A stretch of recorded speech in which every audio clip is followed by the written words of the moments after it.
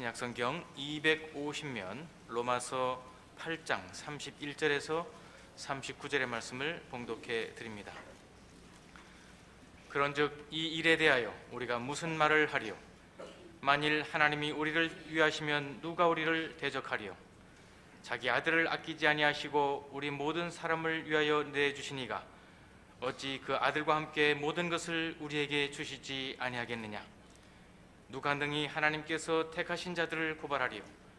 의롭다 하신 이는 하나님이시니 누가 정죄하리요? 죽으실 뿐 아니라 다시 살아나신 이는 그리스도 예수시니 그는 하나님 우편에 계신 자요 우리를 위하여 간구하시는 자신이라. 누가 우리를 그리스도의 사랑에서 끊으리요? 환난이나 곤고나 박해나 기근이나 적신이나 위험이나 칼이랴. 기록된 바 우리가 종일 주를 위하여 죽임을 당하게 되며 도살당할 양같이 여김을 받았나이다 함과 같으니라. 그러나 이 모든 일에 우리를 사랑하시는 이로 말미암아 우리가 넉넉히 이기느니라. 내가 확신하노니 사망이나 생명이나 천사들이나 권세자들이나 현재일이나 장래일이나 능력이나 높음이나 깊음이나 다른 어떤 피조물이라도 우리를 우리 주 그리스도 예수 안에 있는 하나님의 사랑에서 끊을 수 없으리라. 우리는 지난주에 하나님께서 이 모든 구원을 준비하시고 작정하시고 이루시고 그 결과를 완성하셨다는 선언을 29절과 30절에 걸쳐서 확인했습니다. 그리스도의 십자가가 증언하듯이 구원은 이미 역사 속에서 일어난 것입니다. 2000년 전에 예수께서 십자가를 지고 우리 인류의 죄를 위하여 죽으실 때 구원은 이루어졌습니다. 그러나 우리를 보면 그 후 2000년이 지나 태어나고 예수 믿고 신앙생활하고 있습니다. 이런 시간상의 역수는 하나님께서 우리에게 허락하시는 구원을 결단코 변개하거나 취소하거나 타협하시지 않겠다는 의지의 표현이라고 누차 강조하고 있습니다. 우리를 미리 정하셨고 우리가 현실에서 경험하듯이 부름을 받았고 그리고 우리를 영화롭게 하실 것인데 그것이 완료형으로 선언되어 있다고 30절을 소개했었습니다. 지금은 우리가 부르심과 그리고 영광이라는 하나님이 우리에게 준 운명, 승리의 운명 사이를 살아가고 있죠. 그 사이가 로마서 5장에 의하면 고난이라고 되어 있습니다. 이미 이루어진 구원을 각 개인에게 적용하시는 것이 현실인데 각각의 신앙생활의 과정은 가장 특징적으로 고난으로 나타난다고 합니다. 그 고난 때문에 우리는 늘 우리에게 일어난 이 구원과 우리의 소망들이 흔들리죠. 로마서 5장에서는 그 부분을 그래서 5장 5절 보시면 소망이 우리를 부끄럽게 하지 아니함은 우리에게 주신 성령으로 말미암아 하나님의 사랑이 우리 마음에 부은 바 되었다고 얘기합니다. 사랑이 우리를 붙들고 가니 걱정 마라 그렇게 얘기하는 셈이죠. 아무도 실패하지 않을 것이다. 하나님의 사랑이 우리를 붙들고 있다. 우리는 늘 그 사랑을 이렇게 이해하지요. 그렇다면 우리 마음이 늘 넉넉해야 할 것 아니냐. 하나님이 우리를 사랑하고 있다면 우리 마음에 늘 확신이 있어야 될 것 아니냐. 그렇게 생각하는데 성경은 사랑을 그렇게 풀지 않습니다. 사랑은 최고의 의지이며 호의이며 인내이며 능력이라고 풉니다. 그것이 오늘 우리가 읽은 로마서 8장 31절 이하의 이야기지요. 누가 우리를 그리스도 예수 안에 있는 사랑에서 끊을 수 있겠는가? 이게 이제 부르심이라는 현실과 약속된 소망, 아니 결정된 승리 사이를 사는 우리, 그리고 고난이라는 특징으로 점철되는 인생을 살아야 하는 우리에게 준 성경의 위로요 확신입니다. 하나님이 사랑하고 있으니까 걱정하지 마라, 그렇게 말하는 것이죠. 그 사랑이 성경이 말하는 사랑과 우리가 기대하는 사랑과 얼마나 차이가 나는지 우리는 그 사랑으로 넉넉하지 않다고 늘 얘기하는 것입니다. 성경은 그것이면 충분하고도 남는다고 얘기합니다. 그러니 이 사랑을 풀어야죠. 31절 이하에서 39절까지 오늘의 본문은 그 사이가 하나님이 우리를 편들고 있고 결국을 결정하였으니 걱정하지 마라 라는 결정론을 말하는 것일까요?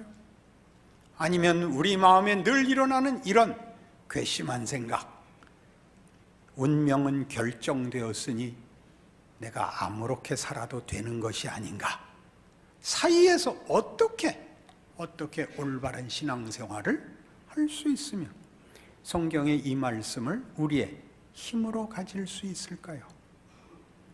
31절에서 39절까지의 오늘의 본문의 중요한 표현은 이겁니다. 그리스도 예수 안에 있는 하나님의 사랑에서 우리를 끊을 수 없다라는 이 말의 강조점을 보셔야 됩니다. 31절부터 다시 봅니다. 그런즉 이 일에 대하여 우리가 무슨 말하리요?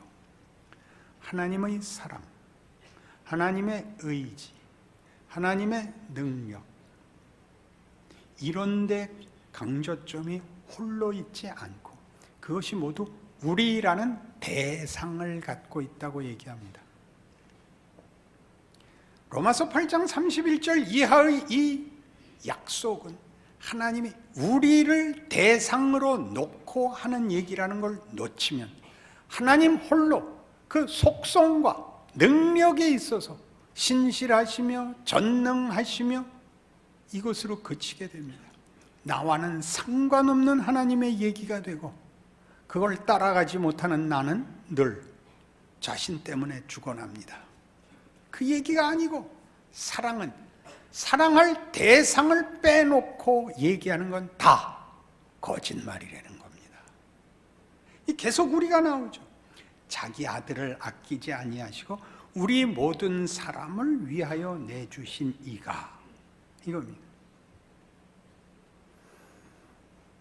34절에 누가 정죄하리요? 죽으실 뿐 아니라 다시 살아나신 이는 그리스도 예수시니 그는 하나님 우편에 계신 자요 우리를 위하여. 이 우리가 계속 나옵니다. 누가 우리를 그리스도의 사랑에서 끊으리요? 39절 높음이나 깊음이나 다른 어떤 피조물이라도 우리를 우리 주 그리스도 예수 안에 있는 하나님의 사랑에서 끊을 수 없으리라. 하나님의 성실과 능력을 높이는 것으로 우리는 이렇게 너무 간격이 넓어질 뿐이지, 못 미치는 자신을 발견할 뿐이지 힘이 되지 않는데, 사랑은 대상을 빼놓고는 결단코 홀로 성립되지 않는다는 사실을 놓쳐서 그렇습니다. 고린도전서 13장에 가보십시다. 잘 아시는 사랑장입니다. 늘 놓치는 깊은 내용이 이것이지요. 사랑이 추상명사가 된다는 사실입니다. 공호한 명분이 되죠. 앞에 3번 반복적으로 추상명사가 되어서는 안 된다 이렇게 얘기하죠. 그것은 환상이 아니다. 천사의 말을 하는 것 아니다. 산을 옮기는 능력 아니다. 자기 몸을 불사르게 내어주는 정열 아니다. 뭐냐? 오래 참음이다. 그게 무슨 소리? 오래 참, 상대를 참는 거다. 대상이 있는 거다. 혼자 멋진 거 아니다. 사랑은 대상이 없이 혼자 개인을 치장하는 말로는 쓰일 수 없습니다. 그게 하는 얘기. 사랑은 오래 참고, 사랑은 오래 참고, 온유하고, 시기하지 않고, 자랑하지 않고, 교만하지 않고, 무례히 행치 않고, 상대를 놓고 하는 얘기입니다. 상대를 위하여. 혼자 자신을 치장하는 단어들 아니고, 하나님의 사랑에서 우리를 끊을 수 없는 것은 사랑이란, 우리를 향한 하나님의 사랑은 나 없이 혼자 할 수 없는 사랑, 십자가로 보인 사랑, 우리를 위해서 찾아온 사랑, 우리를 놓지 않은 사랑. 그게 성경이 하고 싶은 이야기입니다. 대상이 없는 사랑이 난무하죠. 이런 말들 자주 하잖아요. 우리 교회는 사랑이 없어. 본인이 하셔야 됩니다. 사랑을 하셔야 됩니다. 그리고 받으셔야 됩니다. 사랑은 꺼내놓고 명분으로 강요하고 잣대를 가지고 심사할 수 있는 게 아닙니다. 각자가 하는 겁니다. 웃게 만드십시오. 얼굴을 펴게 구십시오. 사랑을 하십시오. 사랑을 하십시오. 인류를 사랑하고 나라를 사랑하지 마시고, 안 보이는 사람을 사랑하지 마시고, 만나는 사람을 사랑하십시오. 사랑하십시오. 성경이 지금 하는 얘기입니다. 자, 유명한 이런, 우리가 얼마나 하나님의 사랑을 필요로 하고 홀로 있는 것이 무서운지, 오빠 생각이라는 동료가 있습니다. 뜸북새 논에서 울고, 뻐꾹새 숲에서 울지. 우리 오빠 말 타고 서울 가시면 노래로 불러야 되는데 비단구도 사가지고 오신다더니 1절로 끝날 수 없게 됐죠. 기럭이 북에서 오고, 귀뚤귀뚤함이 슬피 울건만.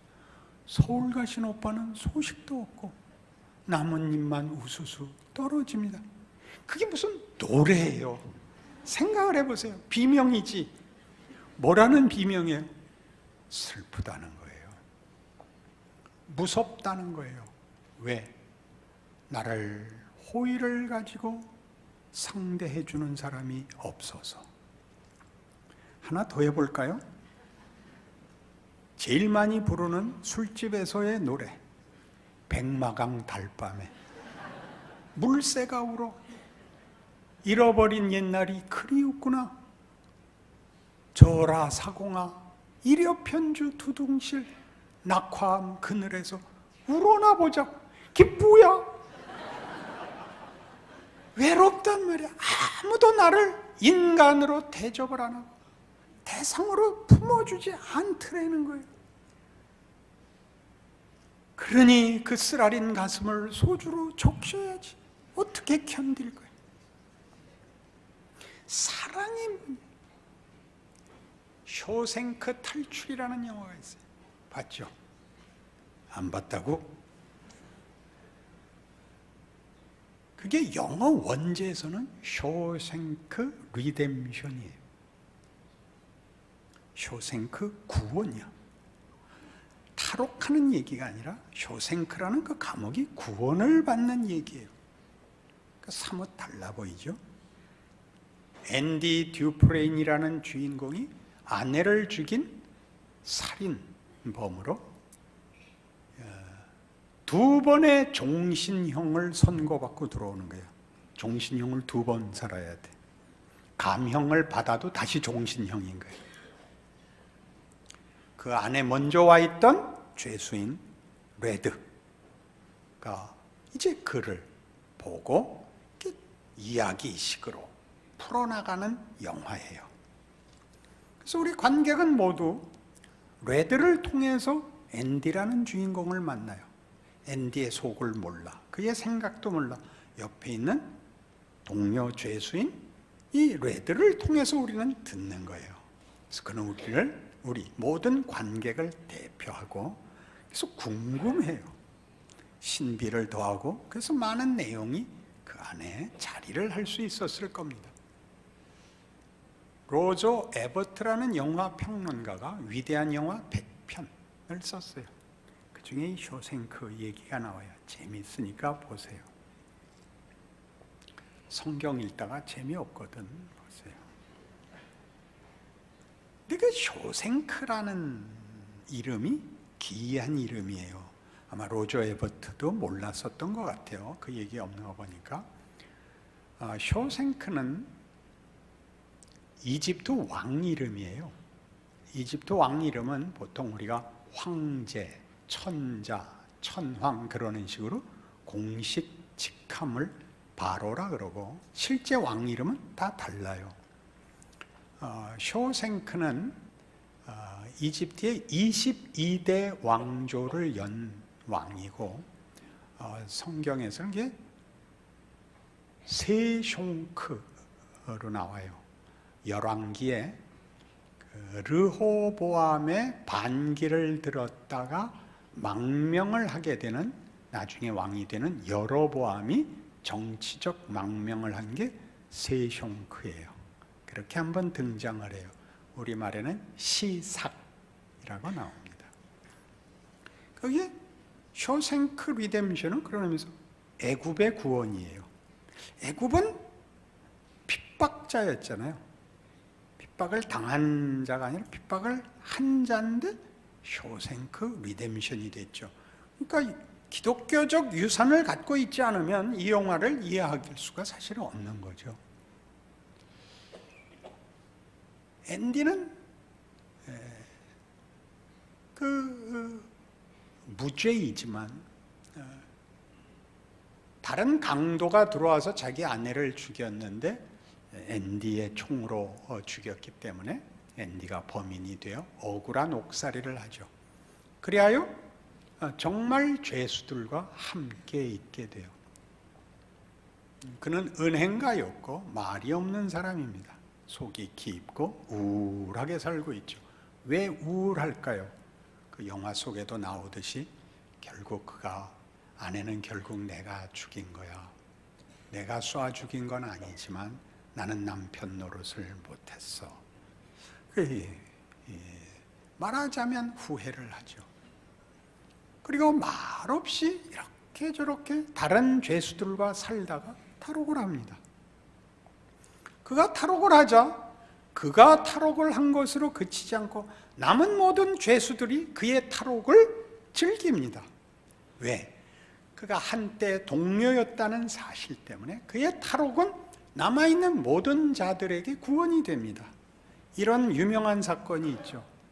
들어와서 초기에 감옥을 나가 바깥에서 일을 할 일이 있었습니다. 어느 건물 옥상에 방수 타르를 칠하는 일을 하고 있었는데, 그 경비 대장이, 간수장이 그 먼 친척이 죽으면서 3만 불의 유산을 남겼는데 세금으로 홀딱 뺏기게 됐다는 겁니다. 일을 하다가 그 감시하는 간수들이 지나가면서 간수장이 하는 얘기를 듣고 가까이 가죠. 레드가 말려. 가지마, 가지마, 하지마. 그래서 저 그거 찾아드릴 수 있는데요. 간수장이 화를 벌컥 내면서 멱살을 잡고 건물 옥상 밖에 세우죠. 넌 사고로 죽은 거야. 부인을 믿으시죠. 부인에게 증여하시면 한 푼도 안 내도 됩니다. 뭐라고? 이렇게 됐습니다. 5만 불까지는 부인에게 증여하실 수 있고 한 푼도 안 내도 됩니다. 그저 간수장께서 알아서 하시겠지만 어차피 서류를 작성해야 되는 일이니까 제가 해드리죠. 다른 보상은 요구하지 않겠습니다. 우리 동료들에게 맥주 2병씩만 주십시오. 그래서 장면이 탁 바뀌고 이제 휴식 시간에 맥주를 먹고 있죠. 앤디는 저쪽에 앉아서 안 먹고 싱글벙글하고 쳐다보고 있습니다. 레드가 친구들에게 그러죠. 우리 보고 동료라고? 우리가 동료라고? 중요한 부분입니다. 그들은 동료였기 때문에 앤디의 탈옥은 자신들의 탈옥입니다. 남아있는 자들은 아직 감옥에 갇혀 있지만 더 이상 감옥이 아닙니다. 그래서 앤디가 그랬어. 앤디가 그때 피가로의 결혼 틀어놓고 붙잡혀서 한 달간 독방 갔잖아. 더 이상 쇼생크는 그들을 죄수로 가둘 수가 없습니다. 죄수가 아닌 자유인의 자유와 누림이 저들에게 이미 넘쳐나고 있기 때문입니다. 예수가 이 땅에 오셔서 인생이 되시고 인생을 살고 죽으시고 부활하자 더 이상 세상은 죽음이라는 위협과 공포로 묶을 수 없는 세상이 된 것입니다.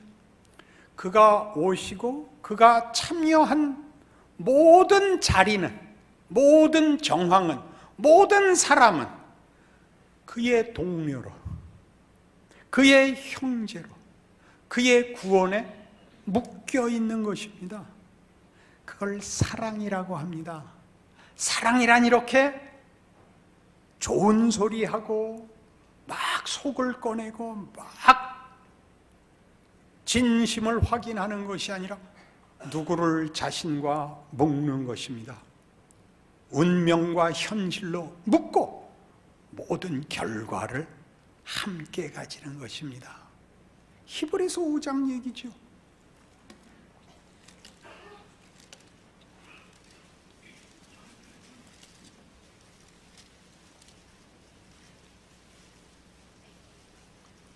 (356페이지) 히브리서 5장 7절입니다.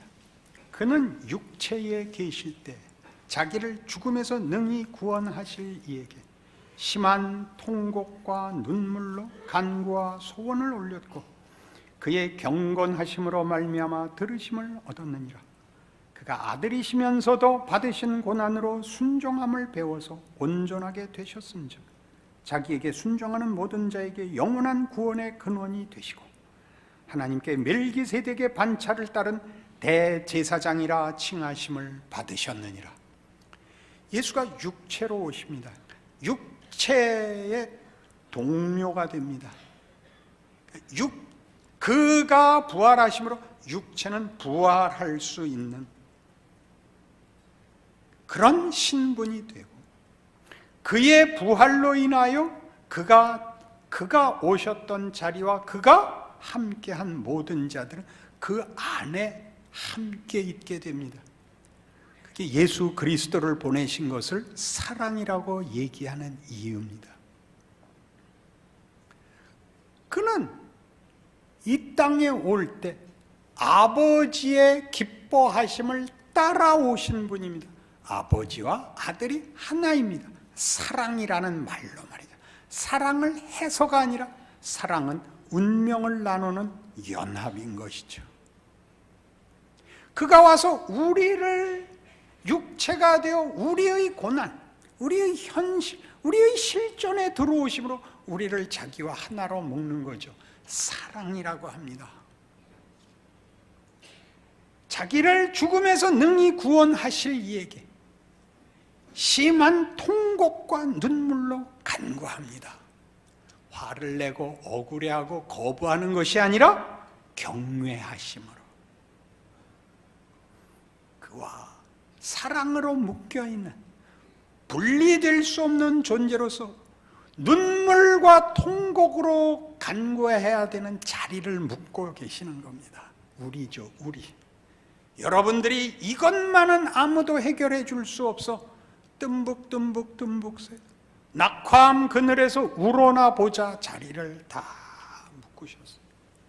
예수 안에서 묶지 못할, 구원해내지 못할 다른 영역이 남아있지 않습니다. 사랑이라는 거죠. 우리를 그리스도 예수 안에 있는 사랑에서 끊을 자 없으리라 라는 말이 갖는 뜻입니다. 그러니 그는 우리의 구원자가 되시며 대제사장이 될 수 있는 것입니다. 그것이 우리에게, 우리가 누구의 친척이고 가족이고 그 시대에 살고 그 나라에 사는 것으로 사랑의 존재로 서 있는 것입니다. 예수 안에 있자. 예수의 성육신과 고난과 죽음과 부활이 모든 인류에게 미치는 사랑의 행위요, 그들을 묶은 하나님의 사랑의 능력이요 방법이듯이 우리가 이 시대를 살고 이 나라에 살고 누구의 이웃이 되고 어느 곳에 존재하는 것으로 하나님은 묶고 계십니다. 우리는 뭘 하고 싶은 거죠? 우리는 대단한 걸 하고 싶죠.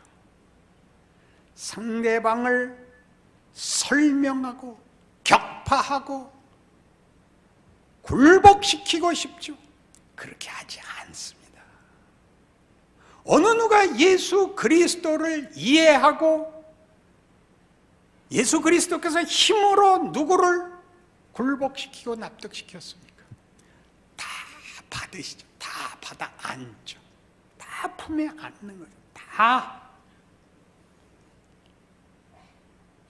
인류 역사상 유례가 없는, 아무도 다시 할 수 없는 억울하고 부끄럽고 고통스러운 길을 가서 그래서 보상을 받았다가 아니라 어느 한 부분도 남김없이 당신의 품 안에 안으신 것입니다. 그렇게 우리는 사는 거죠. 잘 아시는 마태복음 28장 18절이 뭐였죠? 하늘과 땅의 모든 권세를 내게 주셨으니 그러므로 너희는 가서 모든 족속으로 제자를 삼아. 이게 무슨 말일까요? 우리 그 땅 끝에 와 있는 겁니다. 우리가 서 있는 자리가 땅 끝입니다. 우는 자리, 할 말 없는 자리, 억울한 자리, 견딜 수 없는 자리, 거기에 하늘과 땅의 모든 권세를 쥐신 예수께서 보낸 자리, 볼지어다 세상 끝날까지 내가 항상 너희와 함께 있을지니라. 예수를 믿으면 어떡하라고요? 겁을 내지 마세요. 겁을 내지 마세요. 낙화암 그늘에 가서 울지 마세요. 우리가 사는 인생에 아무것도 아닌 것 같고 아무것도 없는 것 같은 속에서 일하시는 하나님, 그의 사랑, 나에게 준 이웃, 상대, 너무나 많은 상대, 그들 앞에 내가 서 있는 겁니다. 그들을 명분으로 쫓아내지 마시고 그들을 결벽증으로 외면하지 마십시오. 당신이 있는 것이 이웃에게 위로가 되게 하십시오. 편이 되어 같이 울고 같이 웃으십시오. 아무것도 줄 것 없으나 나 살아있는 것이 하나님이 일하시는 방법이다 기억하십시오. 여러분 서 있는 자리에서 하나님이 무엇을 하는지, 여러분이 거부하는 인생으로 하나님이 어떻게 일하시는지 확인하시는, 자랑하시는 인생 되시기를 바랍니다. 기도하십시다. 하나님 아버지 은혜를 감사합니다. 하나님이 그 아들을 세상에 보내심은 세상을 사랑하시며 심판하려 하심이 아니요 구원하려 하심입니다. 그 사랑을 받았고 그 사랑을 나누는 자로 서 있으니 열심히 살아야죠. 울어야죠. 기도해야 됩니다. 그리고 내가 가는 길마다 발자국마다 하나님 함께 하시는 줄 예수 안에서 확인하여 위대한 인생인 줄 알고 살아 하나님의 영광과 능력 드러내는 우리 서 있는 자리, 우리 사는 이 시대 되게 하여 주시옵소서. 예수님 이름으로 기도합니다.